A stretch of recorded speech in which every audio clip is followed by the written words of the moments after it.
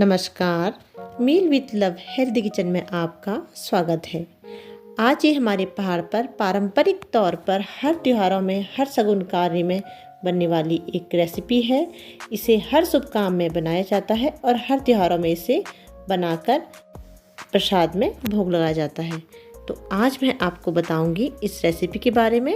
ये आपको बड़े दिख रहे होंगे, इसका नाम क्या है ये मैं आपको रेसिपी के बीच में बताऊंगी। हमने इसके लिए लिया है उड़द। इसको हमने रात को भिगा लिया था। यहाँ पर मैं उड़द मूंग भिगा रही हूँ, पर मुझे यहाँ पर अभी सिर्फ इसके लिए उड़द चाहिए। ये उड़द मैंने छिक्कल वाली भिगाई थी और इसे साफ से अब सुबह धो लिया है। ऑलमोस्ट छिक्कल इसके निकाल लिए हैं। आप साफ उड़द भी ले सकते हैं, पर छिक्कल वाली उड़द में क्या होता है कि जो छिक्कलों का फ्लेवर होता है वो भी दाल में आ जाता है। इसलिए मुझे ये उड़द ज़्यादा पसंद है क्योंकि ज़्यादा राइज होती है। मैं उड़द को धो रही हूँ, तब तक आप मेरे चैनल को सब्सक्राइब करना ना भूलिए। अगर आपको ये रेसिपी पसंद आई तो लाइक और कमेंट ज़रूर कीजिए। उड़द को मैंने बहुत पानी से धो लिया है। अब इसमें बहुत कम छिक्कल बचे हैं। ये जो कटी उड़द होती है वो है।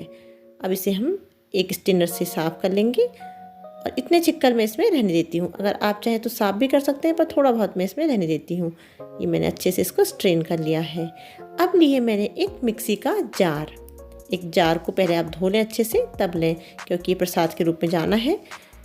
इसमें लिए मैंने उड़द का पानी हमने सारा ड्रेन कर लिया है। ये आप ध्यान रखिए, इसमें पानी ज़्यादा नहीं होना चाहिए। उड़द थोड़ा सा सूखे रहेंगे। ये डाली है मैंने हींग, क्योंकि हींग उड़द को पचाने में सहायता करेगी। और ये डाली है काली मिर्च। काली मिर्च से भी उड़द की तासीर थोड़ा सा गर्म हो जाएगी। इसमें नमक नहीं पड़ता है। ये जाते हैं प्रसाद के लिए, तो यहाँ पर इसमें नमक नहीं पड़ता है। अगर नमक डालेंगे तो ये बनेंगे ही नहीं, और वैसे ही प्रसाद के रूप में इन्हें नमक नहीं डाला जाता है। अब मैं इसे अच्छे से पीस लूँगी। थोड़ा सा पीसने में परेशानी होती है क्योंकि इसमें पानी हमने डालना नहीं है।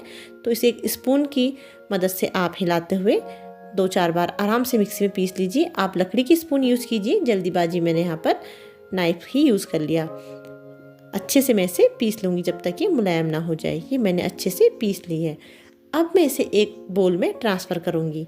अब बहुत मेहनत का काम है। यही यहाँ पर सबसे मेहनत का काम है कि हमें इसको राइस कराना है, मतलब उड़द को हमने फेंटना है। इसमें बहुत वक्त लगता है। जार को हम गर्म पानी डालकर एक बार मिक्सी में चला लेंगे, ये साफ़ हो जाएगा। पहले मैं एक स्पून से इसको फेंट लेती हूँ। मैं ज़्यादा उड़द मैंने नहीं ली है, कम ली है, इसलिए मैं अभी इसमें स्पून यूज़ कर रही हूँ। उसके बाद मैं ये विस्कर का यूज़ करूँगी। अब इसको फेंटना बहुत बड़ा टास्क है। इसको फेंटने में आपको आराम से 15 मिनट लग जाएंगे। आप पहले स्पून और किसी विस्कर का ही यूज़ करें, हाथ का यूज़ आप बाद में करेंगे। अगर आप पहले ही हाथ का यूज़ कर देंगे तो ये हाथ की गर्मी से पतले हो जाएंगे। आपको ये ध्यान रखना है क्योंकि इन्हें फेंटने में टाइम लगता है। ये देखिए, मैं स्पून से और विस्कर से इसे लगातार फेंट रही हूँ। अब मैंने लास्ट में इसमें हाथ का यूज़ किया है क्योंकि उससे ही मुझे आइडिया आएगा कि इसे कितना फेंटना है।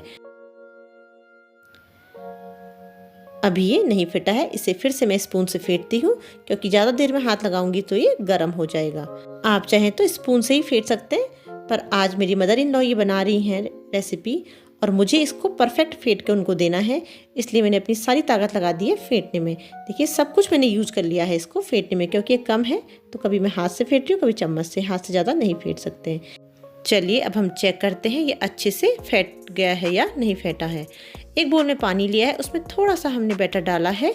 ये ऊपर आ गया है बहुत हल्का होकर, इसका मतलब ये फेंट गया है। मेरा काम ख़त्म। अब मम्मी जी आगे इसे बनाएंगी। कढ़ाई पर सरसों का तेल डाल दिया है। ये उसे सरसों के तेल पर ही बनाती हैं। मम्मी जी ने बोला कि आप सरसों के तेल में इसे बनाइए, इससे गैस कम होगी, खाने पर ये अच्छे से पच जाएंगे। तेल को बहुत अच्छे से गर्म कर लेना है, फिर थोड़ा ठंडा कर लेंगे। अब मम्मी जी शुरू हो गई हैं। सबसे पहले एक कटोरे में हम बगल में पानी रखेंगे। मम्मी जी पहला चेक करने के लिए बना रही हैं। उसको पानी से भिगाएंगी और उसको सीधे कढ़ाई में डाल देंगी। देखिए, जितने बार बनाएंगी उतने बार फेंटते हुए इसको बनाएंगी।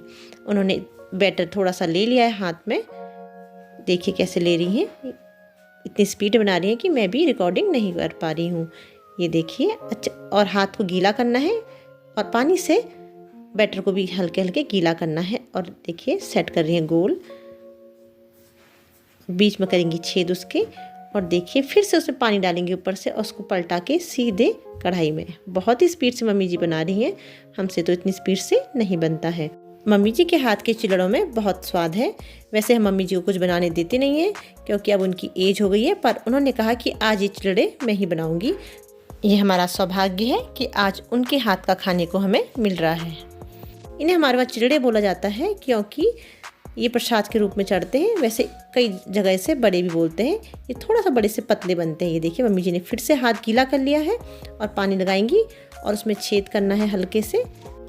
हम इन्हें ज़्यादा मोटे नहीं बनाएंगे, नहीं तो ये तलते वक्त कच्चे रह जाएंगे। और बीच में छेद कर लिया। अब फिर से वो उसमें थोड़ा सा पानी लगा दिए, टेक्निक है। और पानी लगाते ही हाथ में दूसरे हाथ में शिफ्ट हो जाते हैं और तुरंत उसे कढ़ाई में डाल दे रही हैं। बहुत ही सदा हुआ हाथ है, हमसे तो बहुत धीरे धीरे होता है ये काम। तो आपको मैं एक चीज़ बताना भूल गई कि इनमें नमक नहीं डालना है। ये बिना नमक के बनते हैं और जो हमारे वहाँ बड़े होते हैं वो गोल बनते हैं, जैसे बड़ा पाव के बड़े। इन्हें हमारे वहाँ चिलड़े बोलते हैं। ये हर शगुन के टाइम पर इन्हें बनाना ज़रूरी होता है। हर त्योहारों में सबसे पहले कढ़ाई में यही बनते हैं, उसके बाद और चीज़ें बनती हैं। इनको अब हम क्रिस्पी सा करेंगे। गैस को कम कर लेते हैं और इसे आराम से तलेंगे। धीरे धीरे इनको तलेंगे, उससे क्या होगा अंदर से भी पक जाएंगी। ये देखिए लास्ट बैच मैंने तल लिया है और मेरे तलने तक बहुत ज़्यादा राइस आ गया है उड़द में, पर मेरा उतना परफेक्ट शेप नहीं बन पा रहा है। फिर भी मैंने कोशिश की है क्योंकि अपनी सभ्यता, अपनी संस्कृति को हमें सीखना चाहिए। अब करते हैं प्लेटिंग। अभी मैं इसको टेस्ट नहीं कर सकती, पहले ये पूजा के लिए जाएंगे, उसके बाद ही हम इन्हें टेस्ट करेंगे।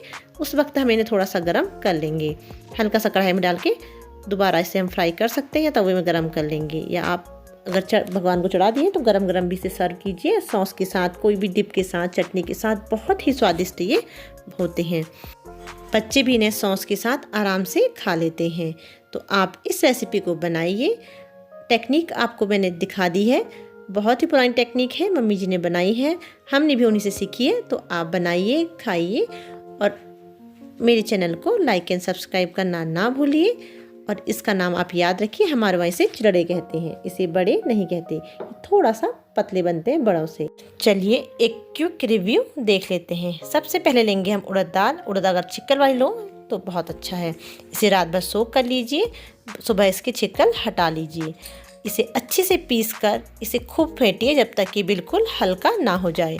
तलने के लिए आप सरसों का तेल लीजिए। सरसों के तेल को अच्छे से जला लीजिए, फिर उसको आँच को कम कर लीजिए और आप हाथ में पानी लगाइए और बैटर लेके अच्छे से बनाइए। अगर आप हाथ में नहीं बना पा रहे तो कोई पत्ता भी आप ले सकते हैं और इसे मीडियम आंच में आप सेकेंगे। और हाँ, नमक का यूज इसके साथ नहीं करेंगे।